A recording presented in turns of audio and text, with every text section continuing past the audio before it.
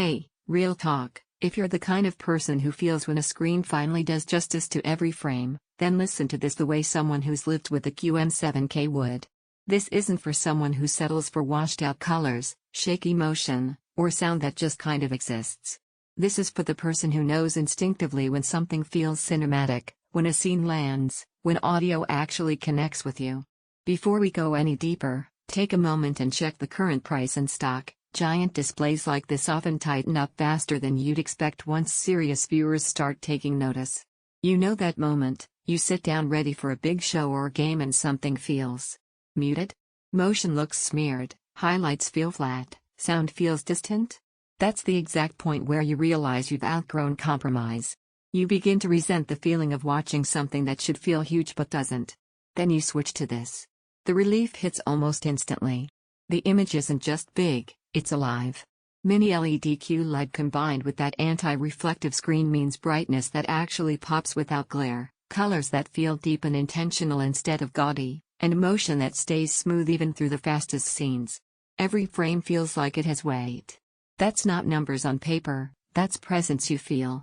Picture this, you're watching a high-stakes sports match and every player movement is crisp, not blur. Later, you start a movie with deep shadows and subtle highlights and suddenly everything has texture and depth. Even everyday content looks richer and more engaging. That kind of performance doesn't just impress, it elevates how you experience every hour in front of the screen. And once you've lived with that level of clarity and scale, everything weaker starts to feel like a letdown you tolerated too long. Every time you consider something less capable, your mind drifts back to that feeling of immersion, that's loss aversion right there. You don't want to go back now that you've felt what real performance can be. Take a quick look at stock again while that experience is still fresh in your mind. Sets this size and this capability don't linger when demand locks in. If you're hesitating because it sounds big or sounds premium, let's reframe that doubt. This isn't just about size or specs, it's about presence. It's about watching content the way it was intended, bold, detailed, smooth, and real. You're not paying for pixels, you're paying for immersion. Here's something most people don't realize until they've lived with it. Once you've experienced a screen this large without glare stealing detail, and once you've heard Dolby Atmos through tuned Onkyo audio instead of tinny TV speakers, even regular TV starts feeling better. That's the subtle upgrade that sticks with you.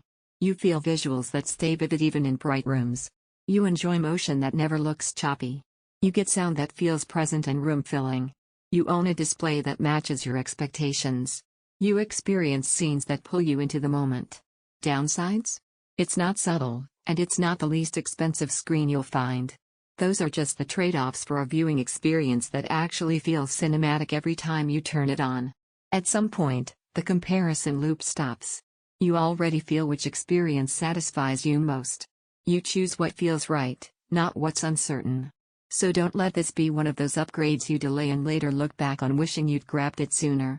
Decide with confidence, check current availability now, and bring home the viewing experience your instincts have been telling you to get.